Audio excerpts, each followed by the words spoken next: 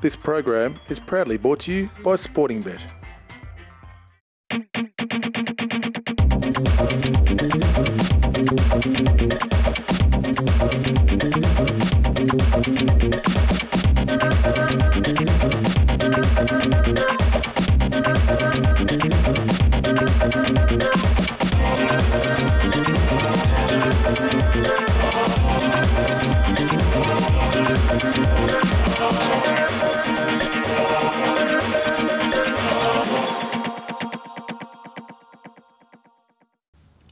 I'm Nick Quinn and welcome to the latest edition of Australia's newest racing show, Chewin the Fat. We have a bumper show for you today. We'll be joined in the studio by Melbourne Cup winning jockey Michael Rodd. Our man Edward Sadler will take you around the traps in both Sydney and Melbourne, where we'll also find you a winner thanks to Sportingbet. We'll be joined in the studio by Melbourne's hottest model and keen racehorse owner Elli Johnson. We'll preview the Cup, the latest Damien Oliver movie with Simon Windsor.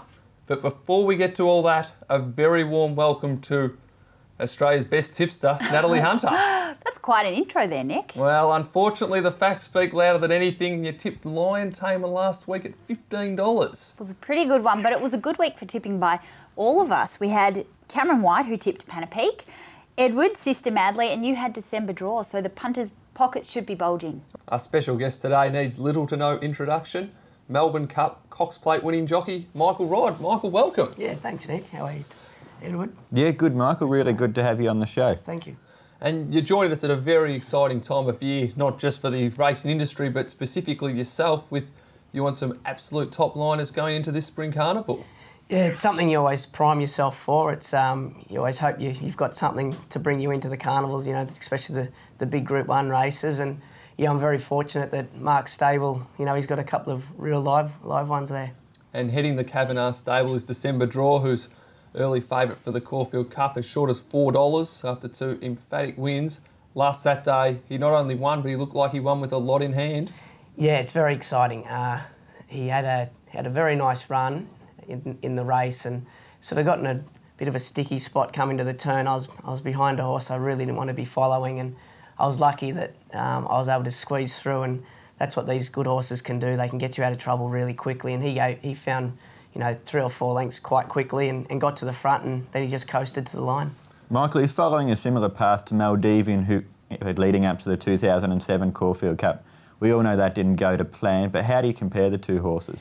Maldivian was probably a bit more one-paced. You know, he used to get out in front and do it the tough way.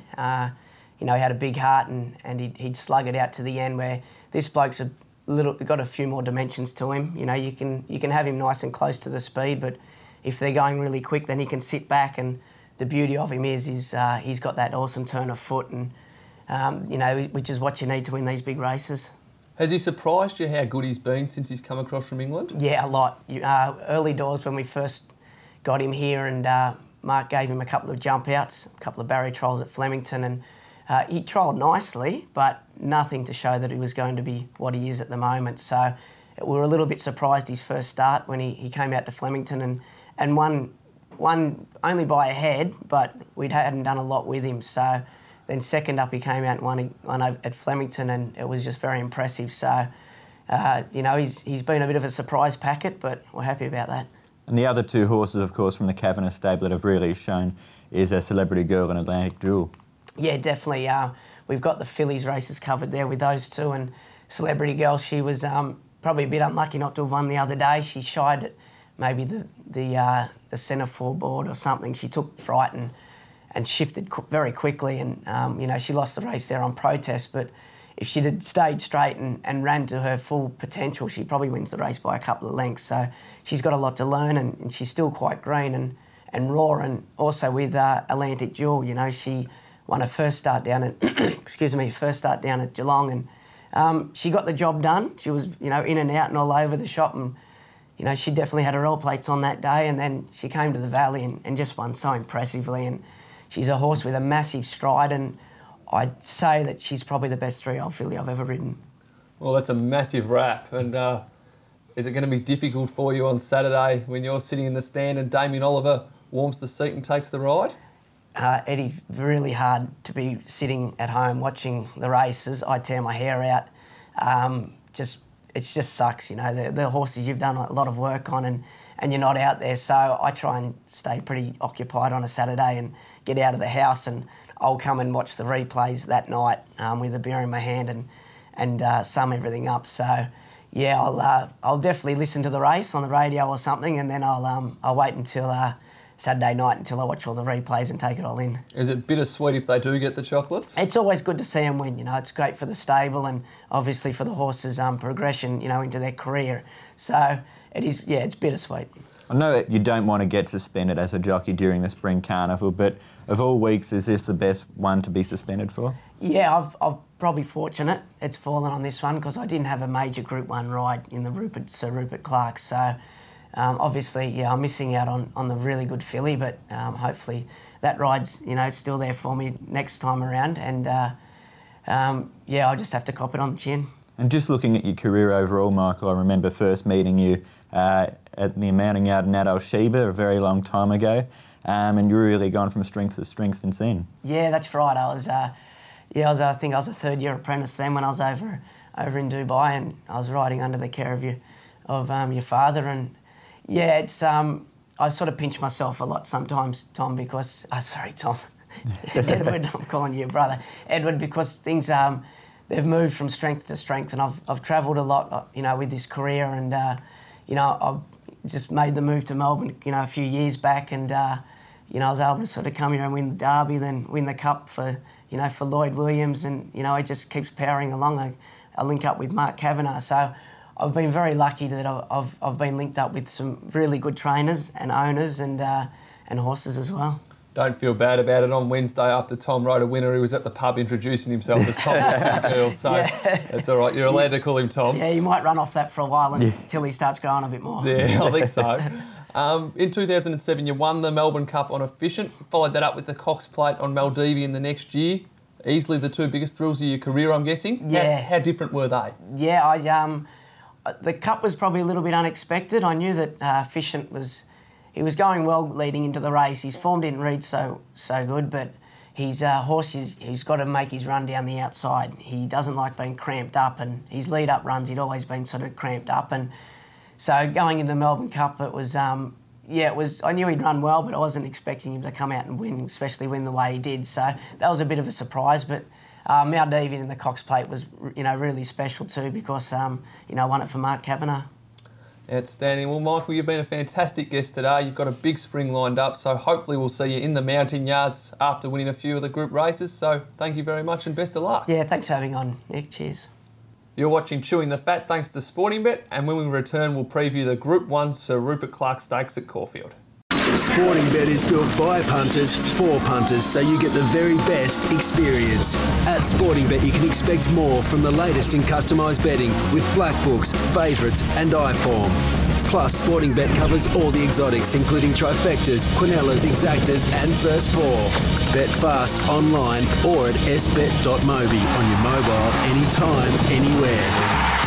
That's why there's no better bet than a Sportingbet. Come and race an outstanding prospect with Pacific Bloodstock. To be trained by Group 1 trainer Mark Kavanagh at Flemington, this colt is by leading sire Fastnet Rock, out of the proven mare Flying Dancino. $6,182 secures your 5% share.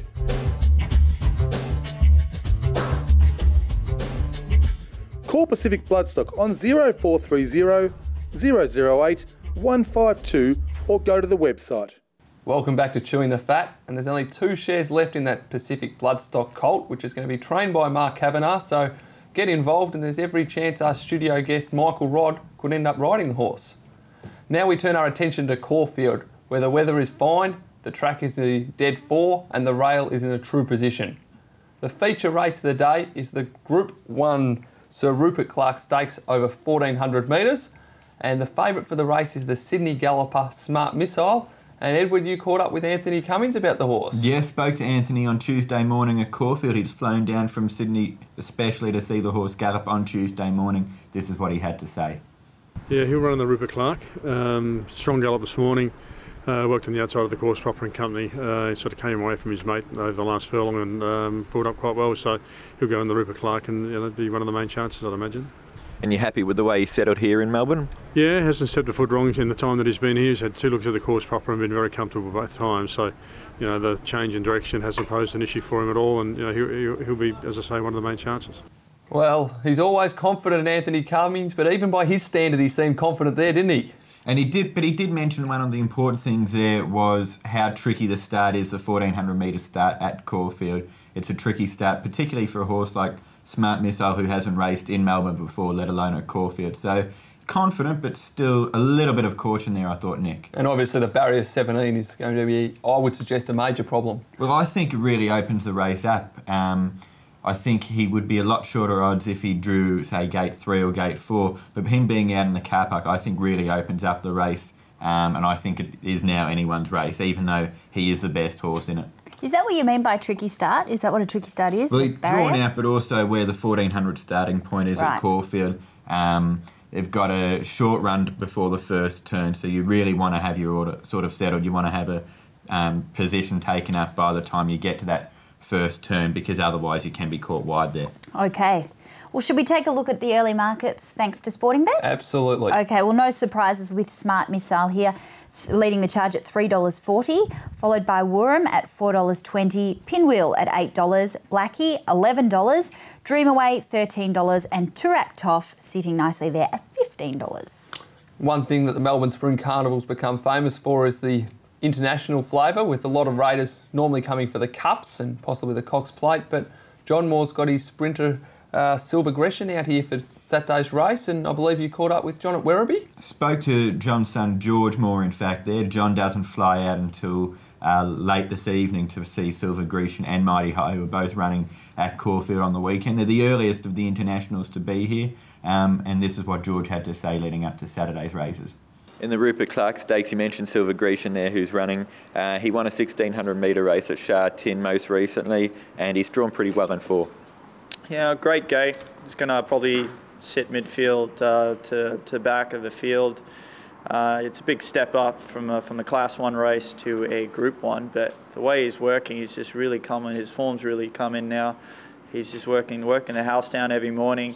His gallops in Hong Kong I thought were really good, and he's just improved, you know, every day since then. And he's just thriving over here in the environment over here. We give him graze every day, and you know, compared to the environment over Hong Kong, where most of the time they're, you know, in cement cells all day, they're out here and they're in the grass and they're picking and they're, you know, they're nice and fresh. He's a super fresh horse right now, which is great.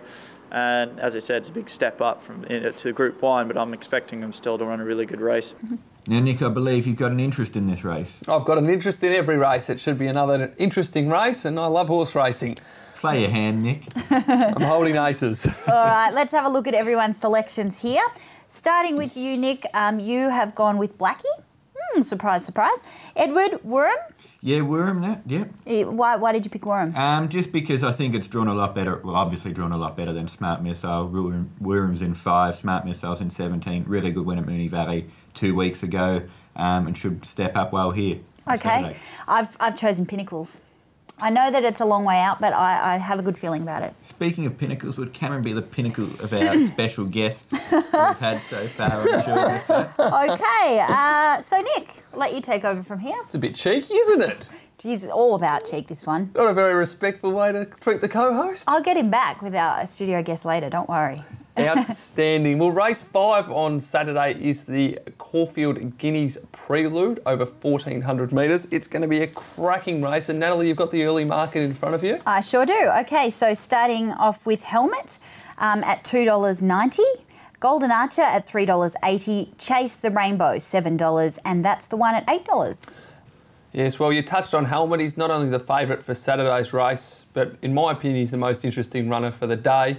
He's extremely talented, but does a lot wrong, and you caught up with his trainer. Spoke to Paul Snowden through the week here at Flemington on the chances of Helmet.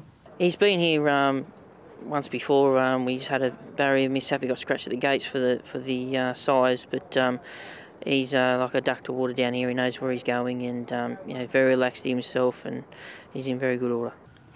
Okay, let's have a look at everyone's selections for this race. So starting off with you, Nick, you've chosen Helmet. Along with you, Edward, you've also gone with Helmet, and I've gone for Cross of Gold. My reason for going for Helmet is he's easily the most talented horse in the race. He's got some issues, but once the Snowden camp sort that out, I think he'll be almost unbeatable this campaign. I agree with you there, Nick, but the only thing is too, he does come across some really smart 3-year-olds in the race. That's the one from the Colin and Cindy Alderson stable. Has shown plenty of potential in his couple of starts that he's had. He was scratched at Flemington last time, but he had a gallop at Caulfield a couple of weeks ago, so he's familiar with the track. And there are a couple of other really good 3-year-olds in the race. Golden Archer's no dud. What about not in the race? Will the winner of the Caulfield Guineas definitely come from this race? Or could it be an outside chance? Not necessarily. There are different form lines that the Guineas winners come through, but obviously the Guineas preludes are outstanding indicators to the actual Guineas. Yeah, it does depend on what he does, in my opinion, in the Rupert Clark on Saturday as to whether they go to the Guineas. I'm pretty sure that's been his main aim for the whole preparation, so you would think he'd go from the Rupert Clark into the Guineas. OK, well, that wraps up the Melbourne preview for Caulfield, but don't go away because when we return, we're going to be joined on the couch by a very special guest, Melbourne model and racehorse owner Elli Johnson. You're watching Chewing the Fat, thanks to Sporting Bet.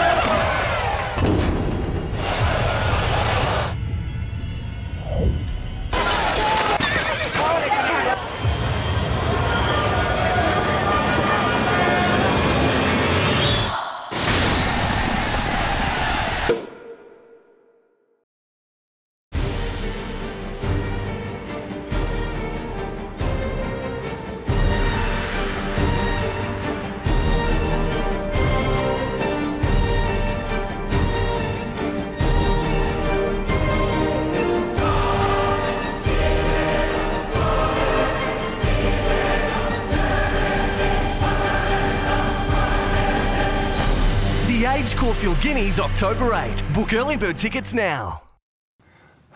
Welcome back to Chewing the Fat. It's a tough job, but somebody's got to do it. I'm now joined on the couch by my co-host Natalie Hunter and leading Melbourne model Elli Johnson. Elli, how are you? Very well, thank you. How are you guys? Yeah, good. I fought off the other boys to keep doing the interview, so that's good. Now, Elli, last Wednesday you were spotted out at Sandown to cheer on a horse called Backbone, who you've got a share in. Tell us about him. We bought Backbone in New Zealand at the start of the year. Is it at the Cracker Sales? That's very well pronounced. He's 2 years old. He didn't have a very great start last Wednesday, but we have champion horse trainer Mick Kent training him. So we have faith that Backbone will be a champion horse eventually. And so you've got a syndicate going with a... Yeah, there's a few people in there. I don't really know all of them, but I know a few of them really well, so it's good. And he's been nominated for the Caulfield Guineas, so let's see. That's exciting. Yeah. Have to back him. And you've got about 15 horses in the syndicate, don't you? So you've got a couple of bullets? Yes. And have many of them raced yet, or is No, they're all 2 or 3 years old, so they're all going to be up and coming. You used a very good line to me the other day when you said they're all champions till they race. That's exactly right. Now, Backbone, if I recall correctly, was very well backed on debut. It was about $11 into $6 on course. Yes. Started favourite, got back to last and sort of did stay there. Did a few of you leave your money in the bookmaker's bag?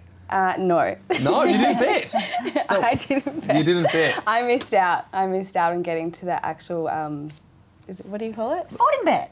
Yeah, all the betting ring. So you didn't get to the betting ring. Yeah, that's it. So you saved your money. Yeah, I was too busy just helping Mick with the prep. Just basically strapping the horse, were you? Oh, there we go. That might Taking be... photos of him. So you really get involved with it. Yeah, it's really great. Are you a horse person? I am a horse person now. I never was, but now I just love them more than anything. They're so beautiful. And I'm sure you're hoping that a few of the horses do feature in the big days over the Flemington, Caulfield and Moonee Valley Carnivals? Definitely. It's very exciting, as you know. Yes, no, I do enjoy going to the races occasionally. Now, you're quite tied up in the fashion side of it, obviously. Over the spring, have you got a few days marked where you're going to be going to the races? I am going to Stakes Day only this year, purely because it's my best friend's wedding in Queensland on Derby Day. So you've got the Emirates Stakes, you've obviously worked out 6 weeks in advance you're going to be there. Yes. Before you have a bet and you buy the champagne, although I'm sure blokes are lining up to buy you the champagne, so that's not an issue. How much money would it cost to make yourself look all dolled up and go to the races? I think there's 2 ways to do it. You can do it definitely on the cheap, and you can do it like you can really do it, as I'm sure you know, Natalie. But I would say around $1,000 to $1,500 once you've got your dress, your shoes, your bag, your hat, your makeup, your hair. That is extraordinary, up to $1,500. I think us blokes who just throw the suit on. If you start backing our tips, it's not extraordinary, is it? It pays for itself, obviously. Exactly. But for those people that haven't cottoned on to Chewing the Fat just yet, which there's a couple apparently, but we'll get to them. So if you go how many times? 6 times over the carnival. Do you do that 6 different times, spend $1,500? I think there's ways for girls to get around it. Yeah. You know, we're always getting new dresses, and you can always compensate dresses for another event or another birthday. Exactly. You're quite famous for your modelling. Some of your pictures, I think the boys would say, are a little bit risque and we all enjoy it. What's it like taking some of those shots? First of all, famous? I don't think so. I'm definitely no Miranda Kerr or Jennifer Hawkins. I'm sure they disagree. The photos, it's fine. Like, as long as you feel comfortable with the people you're working with and you respect yourself at all times, then it's all good. And your dad or your brothers don't give you a bit of a rev up about them sometimes? No, luckily my family, I think, is my #1 supporter. They're always first to put me in the place if they're unhappy with something, and I guess with some shoots they're a little bit frustrated, I guess, with the fact that people see certain things and stuff like that, but I guess it's just something they have to deal with. Don't view them for the artistic. Yeah, that's it. Now, you're very heavily involved in charity, and you've got some charity events coming up. Yes. Tell us about them. Okay, so I work with 3 foundations. The Asthma Foundation, which is very close to my heart because I lost my brother to asthma in 1999. So I'm all about creating awareness and promoting their brand. Also been working with the Sacred Heart Mission, which is in St Kilda, and that's also close to me because I live in St Kilda, and it's, you know, it's, what's the word? It's confronting to realise how close poverty and homeless people are towards you. And this Sunday, I'm working with Teddy Whitten and Joe Hasham for the E.J. Whitten Poker Foundation, which is for prostate cancer and bowel cancer, and that's also close to my heart because my dad lost both of his parents to bowel cancer. So all monies raised this weekend will go towards both of the foundations. Well, Elli, that's absolutely outstanding what you do. You're not only one of Melbourne's top models, you're one of Melbourne's top citizens. So thank you for joining us, but would you be able to stick around and help us read some of the fun and quirky mail that we get sent in? Of course, already got my emails ready. That's outstanding. So, Natalie, would you like to get the I'll get ball rolling the with some of your fan mail? Okay, so the first one's from Mark in Bondi, and he says, great choice of guest last week in Andre Casse. His insight into speed and tempo were great. So that was really good. That was a really good interview. And our second little piece of fan mail we have here is the track work insight with Edward is great. Love the show, from James of Moorabbin. So that's all good. Excellent. What about you, Elli? What do you got for the battlers? This one's from Samantha in Brighton, Victoria. Lay off Edward Sadler. He might look young, but he sure knows what he's talking about. My girlfriends and I were wondering if he's available to be our personal tipster on Oaks Day this year. Edward Sadler, you slitherer. If you're looking for Edward, he's quickly just running to the car now, I think. So a little bit going on there. Natalie, have you got anything else for the battlers? No, Elli. I've got one more. You do? Hey gang, love the show. The tips are great. After watching Nick Quinn's hair reckon, helmet is the omen tip for the Caulfield Guineas. Cheers, Brent Darlinghurst. They're bagging your hair again. Yes, the hair does get a lot of attention. It's nice hair. It looks very good. Well, it's good. If I'm ever riding a push bike and I fall off, you know, I'm safe as houses. All right, you've got a couple to read through there, Nick. I have got a couple. Dion from Kenmore in Queensland. You got that one there? Yes, I've got that right here in front of me. Is it just me, or is there a little bit of a love connection going on the couch last week with Natalie and one of the studio guests? They're talking about you and I. Aw, that's so sweet, I'm Nick. not sure if I would be classed as a studio guest, Natalie. So no, I don't think they are talking about me. So should we? Elli would like to know what that could be in reference to. I'm not sure, but I think it's time to go to a break. So perhaps people will have to tune into last week's show and have a look. Well, those shoes you're wearing do look quite sharp and probably could hurt, so I don't think I'll provoke you any further. But when we return, Edward Sadler and I will take you through all the major racing in Sydney on Saturday. You're watching Chewing the Fat.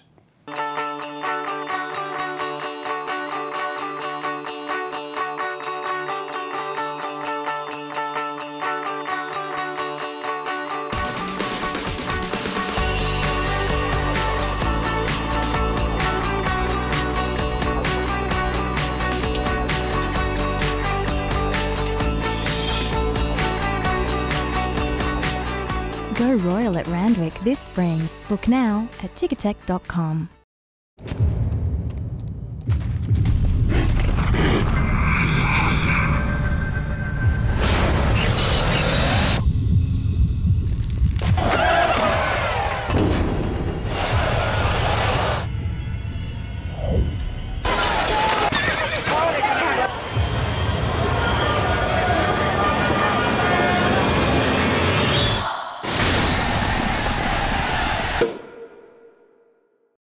Welcome back to Chewing the Fat. We're now going to have a good look at the Sydney program, which is at Rose Hill, where the weather is fine, the track is a good 3, and the rail is out 6 metres the entire circuit.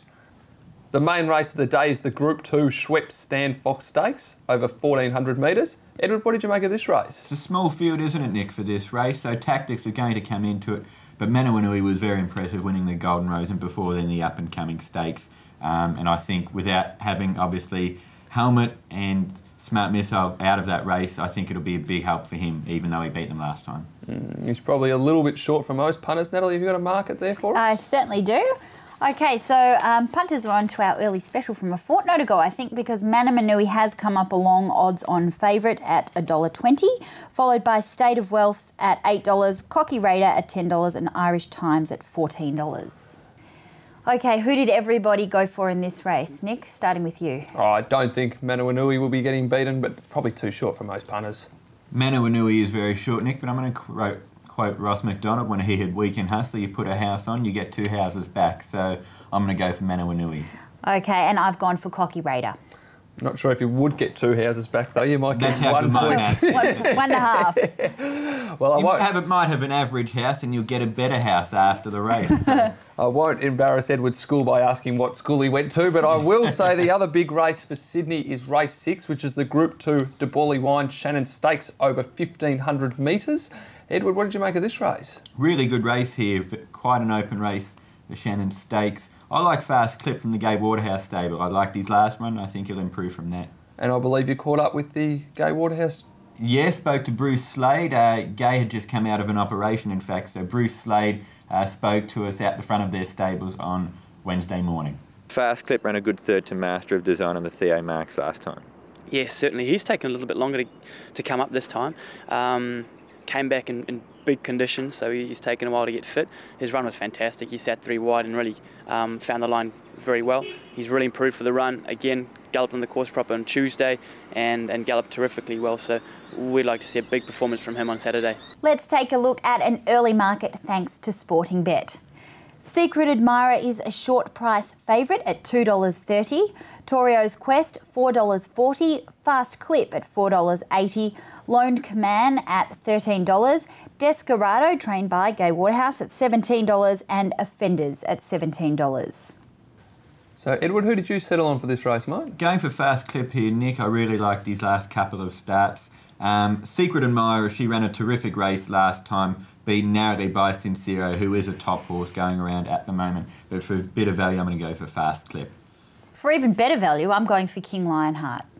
Well, once again, you're going with the Lions. After I've proofread all the mail and letters that have been sent in during the week, the omen tip is Secret Admirer.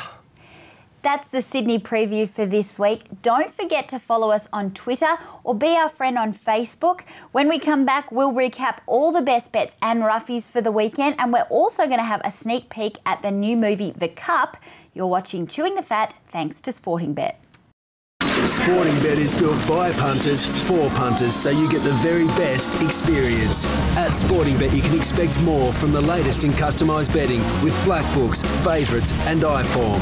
Plus, Sporting Bet covers all the exotics, including trifectas, quinellas, exactas and first four. Bet fast online or at sbet.mobi on your mobile, anytime, anywhere. That's why there's no better bet than a Sporting Bet.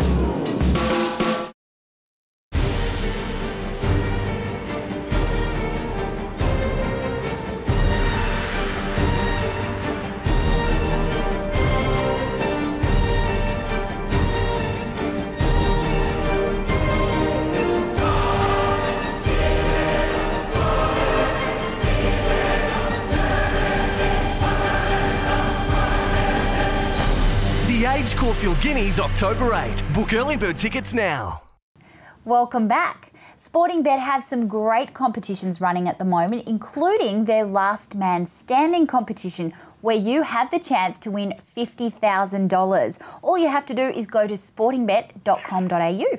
Yes, and we'll be giving the punters a chance to win $50,000 by following our best bet and roughies for the weekend. So we'll be recapping them. But before we do that, the 2015 Cleo Bachelor of the Year, Edward Sadler, will take you around the traps. Looking ahead to Saturday, start off Golden Archer in the Caulfield Guineas Pre. That was a smart win last time out. Yeah, he's done well, out to 1400 for the first time. He's a month between runs, but he had a trial here at Caulfield last week and his work's been good and solid. So, listen, he hasn't run bad yet and I don't think he'll start on Saturday. In the Shannon Stakes at Rosehill on Saturday, you run Secret Admirer. Yes, Edward. She's coming off a 3-week break from the Tramway Handicap where she ran second to Sincero, and we're looking forward to Saturday. 2,000 metre handicap, Pacino, what did you make of his run in Sydney last time? He pulled up a bit sore from that run.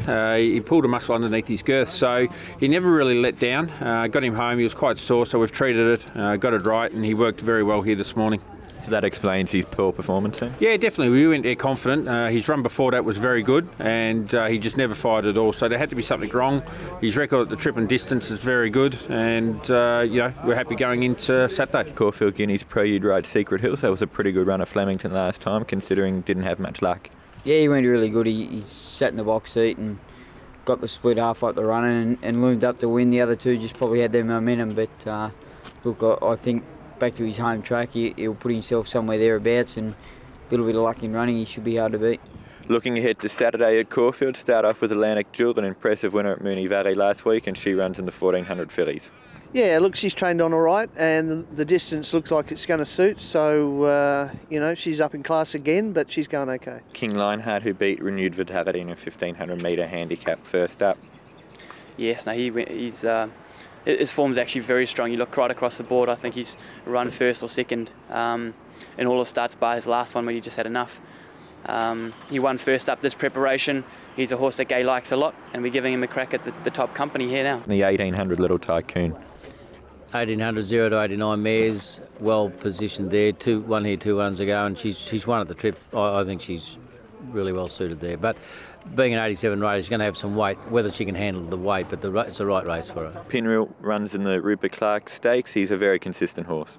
Yeah, that's it. Ultra consistent. Always turns up, and he's going to be riding it. Best of your rides for Saturday, Craig? I think Secret Hills. Probably Little Tycoon. Galazani Saturday. I'd have to say Fast Clip in the Shannon.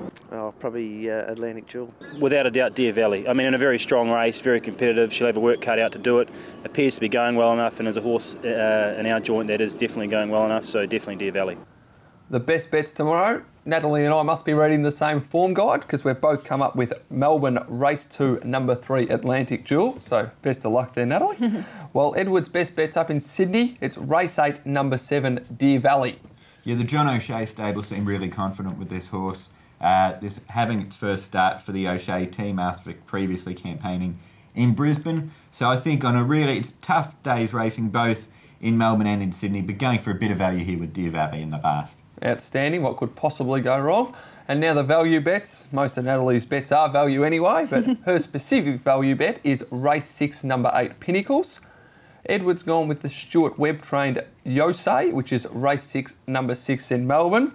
And I'll have my fingers crossed for a horse I've got a little share in, which is Race 6, number 11, Blackie, to be my value bet for the punters tomorrow. It's taking you into the last segment to play your hand then, Nick, after I asked for it earlier on. Very true, Edward, but out of all the guests today, I've definitely been the least interesting, so it's best to talk about them and not me. Although I bet if it wins, you'll be pumping it up next week and saying, that's my horse. Possibly. And don't forget, for all the full interviews, go to victorianstallions.tv. There's over 20 different interviews there, I think. Yeah, plenty. Had my work cut out this week, Nat, with all of them, both in Melbourne and in Sydney. Join us next week for another massive show. I catch up with the better half of leading Melbourne jockey Luke Nolan, so that will be awesome, and another very impressive studio guest as well. Yes, well, unfortunately, that's all we've got time for today on Chewing the Fat. A very special thank you to our guests, Michael Rodd and Elli Johnson. Thank you to my co-host, Natalie Hunter, and the great man himself, Edward Sadler. Thank you, Nick. And as we leave you, we're going to give you a sneak preview of The Cup, the movie based on Damien Oliver. I saw it on Wednesday. It is outstanding and a tearjerker, and I look forward to seeing you next Friday on Chewing the Fat. I was the one out there riding professionally. I was the one following in our dad's footsteps. Right in the middle of my dream run. My little brother races past and leaves me in his dust.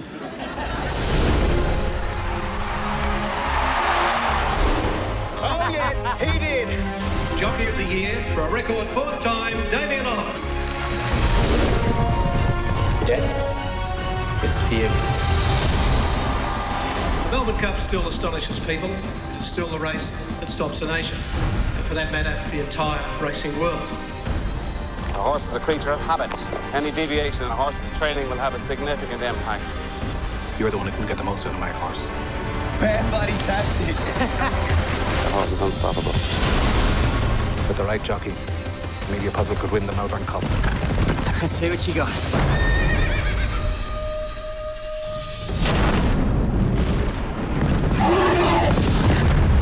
Oh my God. Please, not again. Your dad? Now, Jason, when's it going to be your turn? What don't I just chuck it in? I know you'll get through it. It's in your blood. Sometimes being a champion isn't about winning. It's about gutsing it out. The family's not cursed. He's not the same man who won at Geelong. I believe he's the only man to ride that horse in the Cup. You'll be riding with me, always. An international audience of around 700 million. When you race for the Cup, I don't believe you'll be riding alone.